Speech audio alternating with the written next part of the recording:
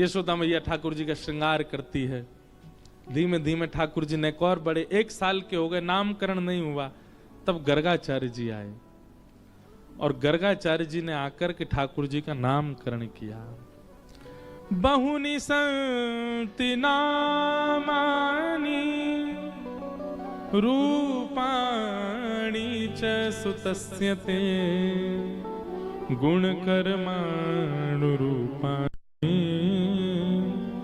तान्यहं वेदनो जना। मैया, आपके या लाला के बहुत नाम हैं, अनेक नाम हैं। मैया बोली कोई एक नाम रख दो। बोले इदानिम कृष्णताम गतः। आपका ये लाला कभी श्वेत वर्ण का हुआ, कभी रक्त वर्ण का हुआ, कभी शुक्ल वर्ण का हुआ। अब की बार ये कृष्ण वर्ण का है, इसलिए आपके लाला का मैं नाम करता हूं कृष्ण। ठाकुर जी का नाम क्या रखा गया? कृष्ण। कृष्ण शब्द का उच्चारण लोग शुद्ध नहीं करते। ऐसा नाम रखा है गर्गाचार्य जी ने कि सब लोग इसको शुद्ध नहीं बोल पाते, और विशेष रूप से छोटे बच्चे शुद्ध नहीं बोल पाएंगे, बिना दांत वाले अम्मा बाबा शुद्ध नहीं बोल पाएंगे, और जिनकी मति स्थिर नहीं है वो भी कृष्ण शब्द शुद्ध नहीं बोल पाएंगे। ऐसा भगवान का नाम कृष्ण। और गुजरात में तो क्या बोलते? कृष्ण। क्या बोलते हैं? कृष्ण। यहां पे एक दिन मेरे को बोले महाराज जी रुक्ष्मणी दर्शन। मैंने रुक्ष्मणी कौन है? अभी बोले अरे रुक्ष्मणी भगवान की पत्नी। मैंने कहा वो रुक्मणी है। बोले गुजरात में रुक्ष्मणी बोलते। रुक्ष्मणी कृष्ण। हमारे यहां बोले कृपा या कृपा। तो ये तो यहाँ की भाषा का भाव है, उसमें कोई दिक्कत नहीं है। कृष्ण भी बोलो तो भी चलेगा। देखो फल तो पूरा मिलेगा आपको, चाहे आप कृष्ण गलत बोलो, कृष्ण बोलो, कृष्ण बोलो, कृष्णा बोलो। पर वही बात है कि अब हमारा नाम है इंद्रेश। अब इसको कोई उल्टा सीधा बोले इंद्रेश या कुछ और बोले, किसी भी तरीके से बोले तो एक बार को जाती है भाई ने शुद्ध बोलते। तो जब ठाकुर जी का हम नाम बोलते होंगे, ठाकुर जी भी कहते होंगे नेक तो ढंग से बोल, कहा बोल लो है।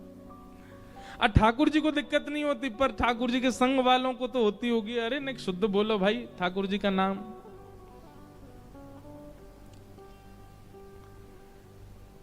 एक बार एक ग्वारिया था, खेत में काम करने वाला, बेचारा बड़ा भोला भाला सीधा, हल चलाता था पूरे दिन।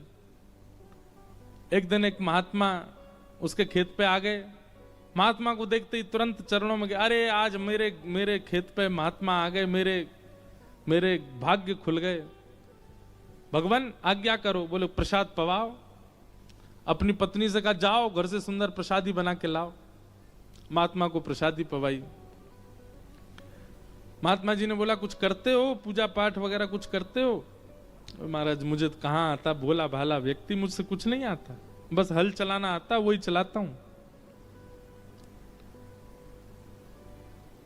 महात्मा जी ने उसको कहा कि हम तुमको मंत्र दे दें, पढ़ोगे, याद कर लोगे? बोले आप दे दीजिए। महात्मा जी ने कहा श्री कृष्ण गोविंद हरे मुरारे हे नाथ नारायण वासुदेवा, इसको पढ़ा करो। ग्वारिया चरणों में गिर गया। बोले मैं मूर्छित हो जाऊंगा, इतना कठिन कैसे बोलूंगा मैं? ये तो बहुत कठिन है, मेरा सिर घूम गया सुन के, मैं बोलूंगा कैसे इसको? कोई सरल सा दे दो। बोले हरे कृष्ण कृष्ण कृष्ण हरे हरे, हरे राम राम राम हरे हरे। बोले वो हरे पहले वाला तो नहीं बोलेगा, हरे राम बोल दूं बस, इतने से काम चल जाए? अरे भैया इतना तो बोलना पड़ेगा। बहुत सीधा था।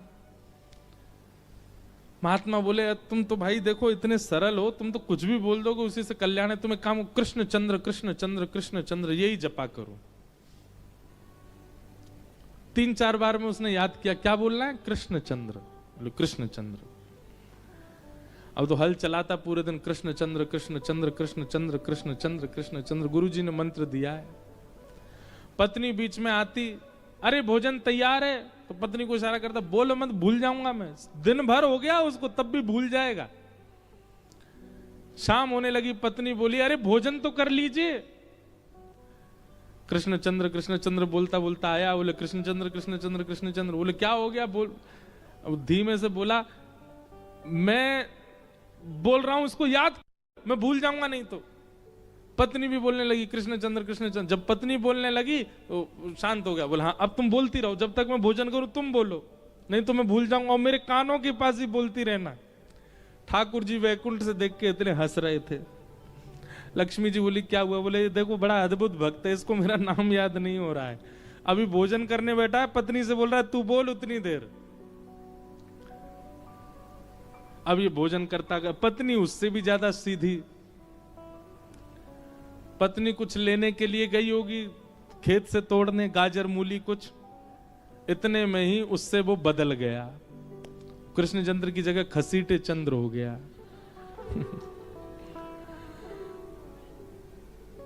गई तो थी कृष्णचंद्र कृष्णचंद्र बोलती हुई, और वहां वो भोजन कर रहा है, और वो कह रहा है तेज बोल मुझे सुनाई देता रहे। तो तेज के चक्कर में कृष्ण की जगह खसीटे निकल गया, खसीटे चंद्र। लौट करके आई, उसको गाजर मूली सब दे दी। खसीटे चंद्र उसने पा लिया। बोले हाँ अब हाथ पांव धो लिए सब, मुंह कुल्ला उल्ला करके, लाओ अब नाम मुझको दे दो। बोले खसीटे चंद्र। बोले हाँ खसीटे चंद्र। लेके महाराज हल जोतने लगा। ठाकुर जी तो इतने आनंद में आ गए, नेत्रों से प्रेमाश्रु गिरने लगे। बोले हे लक्ष्मी जी मुझे तो इसको दर्शन, मैं इसको देने जा रहा हूं, अभी जा रहा हूं, मुझे बहुत अच्छा लग रहा है ये। तो लक्ष्मी जी बोली वो नाम भी शुद्ध नहीं बोल रहा आपका, खसीटे चंद्र बोल रहा है। अरे इससे समाज पर क्या असर पड़ेगा? वो ठाकुर जी का गलत सलत नाम बोलो तो भी आ जाते हैं, सब गलत सलत बोलने लग जाएंगे। वेदों में जो शुद्ध नाम उच्चारण की बात कही गई वो कहां जाएगी फिर? ठाकुर जी बोले अरे लक्ष्मी जी ये गलत नाम नहीं है, ये भी एक मेरा नाम है खसीटे चंद्र। बोले ये गोपाल सहस्त्र नाम में तो नहीं है आपका नाम खसीटे चंद्र, विष्णु सहस्त्र नाम में तो नहीं है खसीटे, ये कहां से? ठाकुर जी बोले ये नाम मेरा यशोदा जी ने रखा है। बोले क्यों? बोले पूरे दिन मैया इतनी मेहनत करके मेरा श्रृंगार करती, और श्रृंगार करके जैसे ही मुंह को पृथ्वी पर छोड़ती, मैं खिसक खिसक के सबरी मट्टी लगा लेता, तो मैया बोलती अरे खसीटे चंद्र, पूरे दिन खिसट, तो खिसटना समझते हैं, खिसकना। बोले ये भी मेरा एक नाम है। लक्ष्मी जी बोली जय हो आपकी, जाओ कृपा करो। और ठाकुर जी गए और उस पर उसके गृहिणी दोनों पर एक दिन के नाम जब से कल्याण करके आ गए, दर्शन दे आए। तो इसका मतलब आप सब नहीं करना, वो तो उसको उससे तो बोला ही नहीं जा रहा था, इसलिए उस पर कृपा हो गई। आपसे तो बोलना आता है ना, आप नहीं कर सकते हो ये काम, आपको तो शुद्ध ही उच्चारण करना पड़ेगा। बहुत समझदार होना भी दिक्कत है भक्ति भाव में। बहुत समझ अगर आ गई है ना हमें, तो ठाकुर जी कहेंगे बेटा तू समझदार है, अब समझदारी से ही प्राप्ति कर मेरी। सरलता से तो वही प्राप्त करेगा जो बेचारा ना समझ है, जो बेचारा सरल है, जो बेचारा सहज है। इसलिए बहुत समझदार यदि अभी तक बन गए हो ना, दिक्कत है आपके लिए, भगवत प्राप्ति में थोड़ी कठिनाई तो होगी।